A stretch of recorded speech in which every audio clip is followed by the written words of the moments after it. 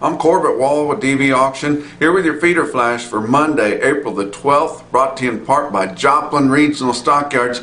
We have another good run here for the Monday regular feeder cattle sale, and I'm going to have the opportunity to actually be on hand there at the sale. And so if some of you guys are there or stop in, I should be there, and then look forward to talking to several of you. Going to be on hand for kind of a special thing for recognition of a guy that I worked with for a long time. A lot of you guys know that I was a market reporting supervisor in the state of Missouri for about 15 years, and was so proud of the team that we had there, and a lot of them are still left. But I tell you what, for sure when I was there, we had the best state market reporting team in the entire nation. We covered 20 sales. We reported a lot of grain markets and things of the like. But I tell you what, our auction market reporting team was the best. Worked with some of the best guys ever. I always have to think about the late great Dave Smith from West Plains, Missouri, that reported the market there at Ozarks Regional Stockyard for so many years, and miss him every day. And he was probably the best market reporter, auction market reporter that I ever worked with. But I tell you what, one that was just as effective, just had a different style, was Rick Huffman. And he retired at the end of this past year. He reported the markets at Joplin, at Springfield, and at Ava for the last several years of his career there. And I tell you what, his conservative calls there, and his understanding of the market, and his knowledge of cattle and cattle marketing was not even questioned and not matched really by anybody else that I know. Tell you what, he had a long career. A farm kid growing up, always ran cattle of his own. And he was a cow salesman at Southwest Regional Stockyards early in his career. Ended up coming to work for Missouri Department of Agriculture, and just a prince of a guy.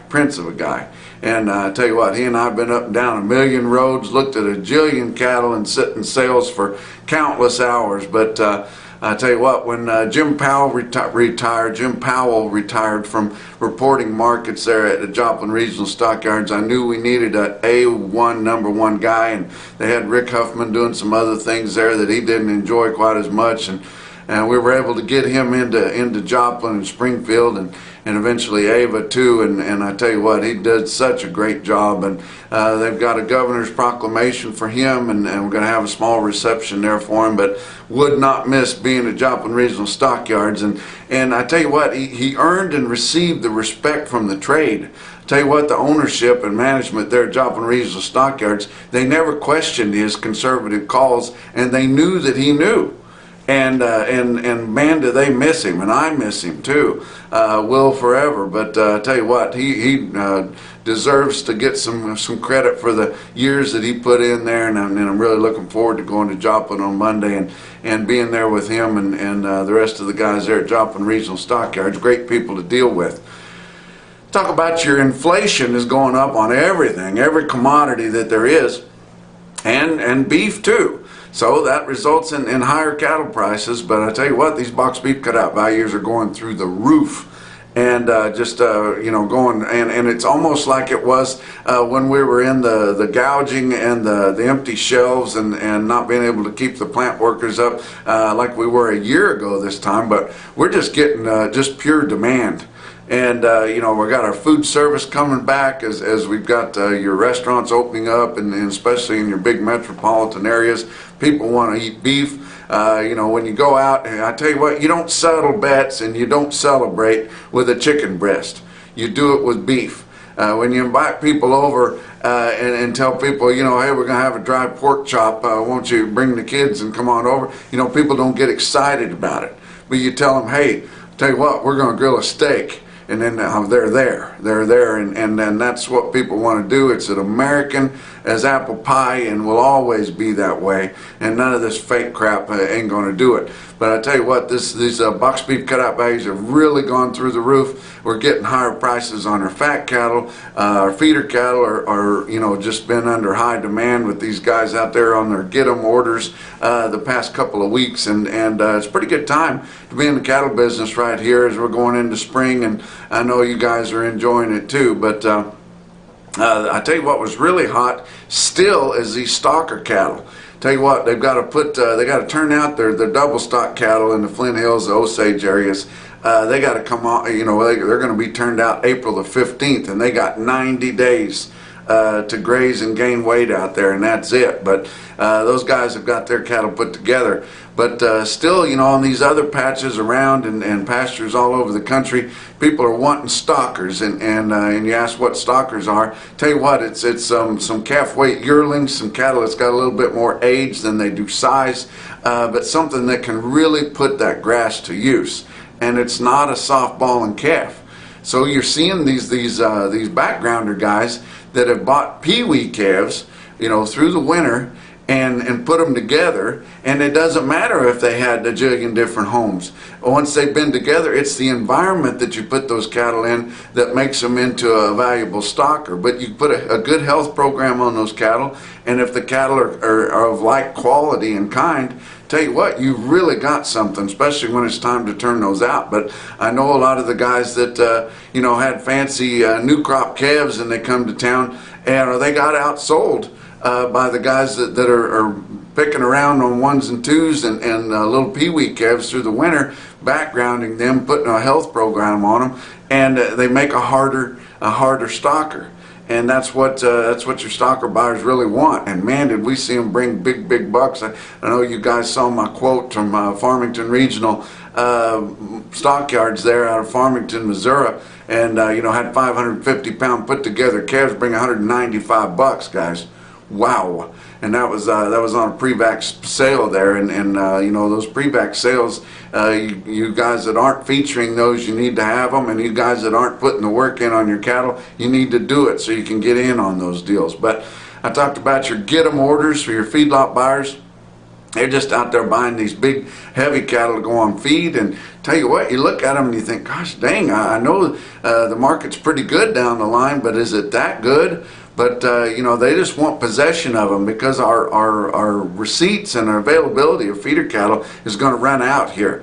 We've only got a couple of 3 more weeks, and a couple of 3 more weeks for guys buying lighter cattle to turn out, and a couple of 3 more weeks here for there to be good offering of feeder cattle out there. Now through the summer, you might see an odd load here or there, but it's mostly going to be backgrounded cattle coming out of some kind of a growing yard, and they'll sell well because there's not very many of them. But you guys in the southeast and up in Kentucky and places like that, get ready. Here's where you guys are going to outsell the Midwest and the plains, because you're going to have those green cattle coming through the summer. They might have a ticket ear and not a lot of hair on them, but it's not going to matter because they're going to be on feed in some hot temperatures. That's when you'll really get the big prices for them, and probably and likely the top price, you know, for the whole nation will come out of some feeder cattle out of the eastern side of the U.S. But you know, some of these feedlots are likely using a long hedge now, because they're looking out. You know, we've got our fall feeder cattle futures, that's based on an 800-pound steer,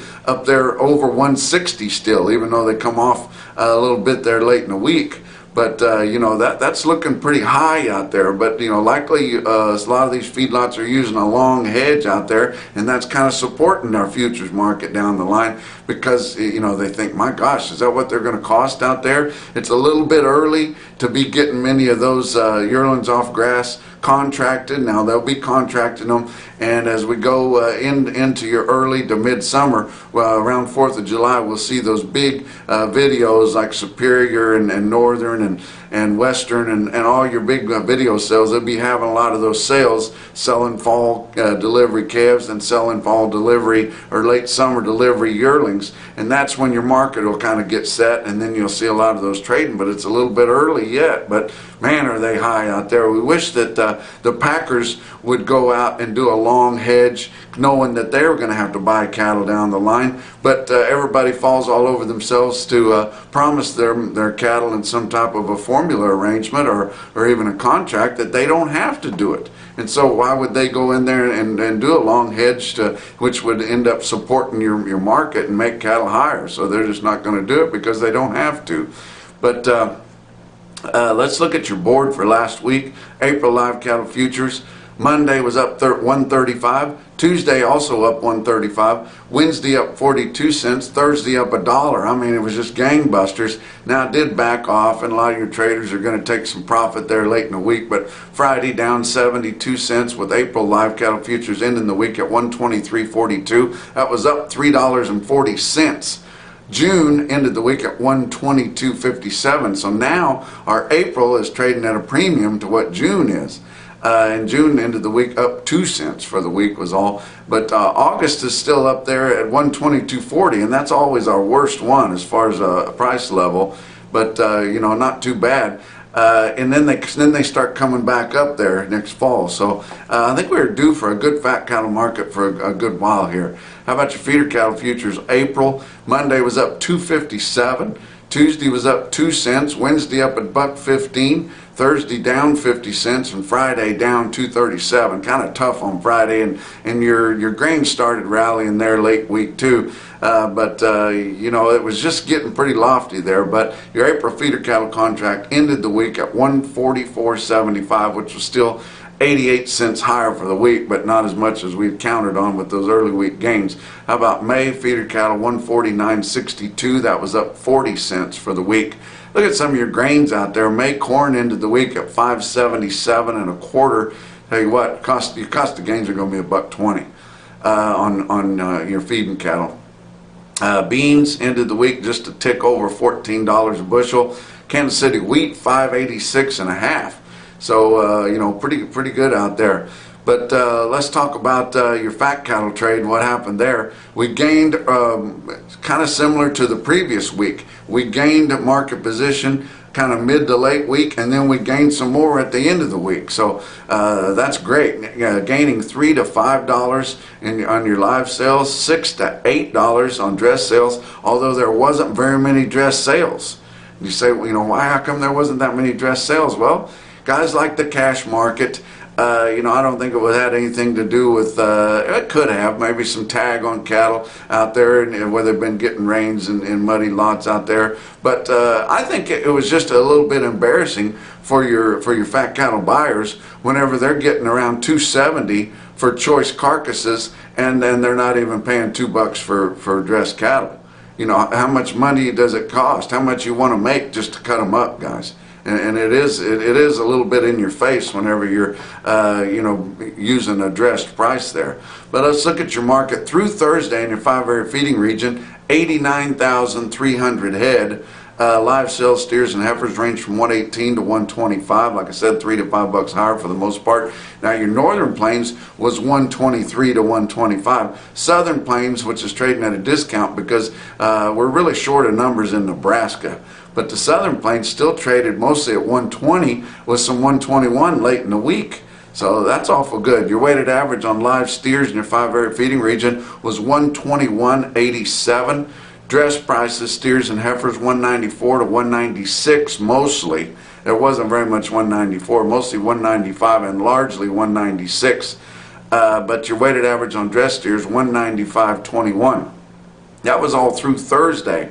Then on Friday we came back and the northern plains traded some more. Iowa, 4,300 head confirmed on Friday. They had 25,400 head for the week. I tell you what, Iowa's trading a lot. Of course, they always do. We got so many farmer feeders there and cattle in loose hands that aren't hooked up in some kind of a formula deal. We need more of that. We need minimum negotiated cash trade.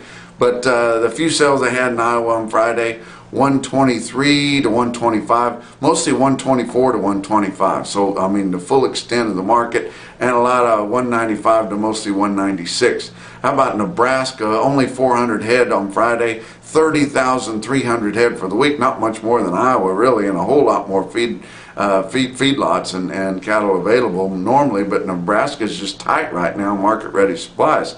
Their prices were 125 live, 196 dress. Kansas, about 700 head cleanup sales, 21,300 head for the week, $123. And it's funny because Kansas traded the full gamut this week. From early in the week, they had a few deals at 118. Don't those guys, you know, feel like they got the short end of the stick? All the way up to 123. Now, we didn't see any 123 in Texas, but we did see them break 120, get some 121. and it may have even been a deal at 122. I didn't see it reported, but 121 for sure in Texas. But I tell you what, last week we had 117 to 118 in Kansas, and this week a few little deals at 118, and then mostly 120, and then 123. So pretty good market there. Texas didn't have any sales on Friday confirmed. 13,400 head for the week. That's more than usual. Colorado didn't have any sales on Friday, but 4,300 head for the week, and that's just kind of pitiful that we're not seeing any more negotiated sales in Colorado than that. Box beef cutout values, I told you they were wild. Your weighted average for all of last week's choice cuts, 266.09. That's on the weighted average, guys. That's up $19.23 compared to the weighted average from the previous week. And the hell of it is, your late week quotes on choice cuts Friday afternoon was 270.217. So we've even gone that much farther past your weighted average, and your weighted average gained nearly 20 bucks. How about select? 256.85, the weighted average on all of last week's sales. That was up 17.20 compared to the weighted average from the previous week. Tell you what, the buyers of that product, they're resisting a little bit, but they need it. I mean, it's grill time, guys. Memorial Day is going to be coming up here before long. 543 loads of cuts, grinds, and trimmings. Late week quote on select cuts was 264.07. Your slaughter was good. We had a big Saturday. We've been needing a big Saturday. We didn't have one week before because of Easter, but we had a big Saturday of 66,000. That pushed us, that totally eclipsed both a week ago and a year ago. Of course, they were struggling with worst of the COVID, but 641,000 head slaughtered for the week, 32,000 more than just the previous week, 112,000 more than the same week a year ago. We're sopping up the available supplies. Well, I thought one thing was interesting. Your percent year over year change in slaughter is down 2%. But we're going to take care of that here in the next couple of weeks, because that's when we're going to run into those year ago slaughter totals that are going to be way down because they just couldn't keep the plants open. Let's talk about your feeder cattle market. Your real-time index on DV auction late in the week, or ended the week, at 143.90. That was up almost $2 for the week, and that was after a pretty darn good week the week before. So it's based on an 800-pound steer, almost $144. It's awfully good. Talk about your trends in your auction markets. Cash feeders sold $2 to $4 higher, and it was very consistent throughout the week. Oklahoma City was $2 to $4 higher. El Reno was $2 to $4 higher. Your late week sales were $2 to $4 higher. That was the market on feeder cattle, and like I said, get them orders, and especially on the two-way cattle that some guys were looking at that could probably be turned out, and other guys were looking at to go in right into the feedlot, and you get all those bidders. It's amazing how competition makes higher prices. Who would have thunk it? How about your stocker cattle that I talked about in the opening of this report, which seems like a long time ago? $3 to $8 higher on stocker types. Calves, soft calves, steady to 10 bucks lower. It's starting to get hot, and guys are just running out of friends to sell those little fancy calves to. They should have sold them several weeks ago, and I tell you what, when the market's hot for stockers, guys want those put together kind of cattle that have been in an environment, they've been away from their mothers for a long time, they're away from home, they're not going to have any trouble with them, and some guys will just, if they're at a health program that they trust, they'll just turn the things out. They won't even keep them up very long. But how about some of your big sales late in the week? How about Saturday? Fort Scott, Kansas. I mean, they have as good a Saturday sale as you can hope for anywhere. Had over 2,000 head of feeders, on Saturday there. Look at this market report, automated market report through Cattle Market Central, and Fort Scott's on DV auction every week if you guys want to view and bid it. But look at your best tested weights there on feeder cattle in Fort Scott, Kansas. 205 head of the 7-weight steers averaged 765 at 144.57. 304 head of the 8-weight steers in Fort Scott averaged 865 with a weighted average price on all of them 135.96, and that was almost $4.30 higher than it was just last week. And they had a hell of a sale last week. But how about a stick out individual quote out of Fort Scott? 118 head, 929 pound steers bring 135.85. Wow. How about some other individual quotes from around the circuit? my friends at Eastern Missouri Commission Company in Bowling Green, Missouri. That's right on the Illinois line, guys, way out there.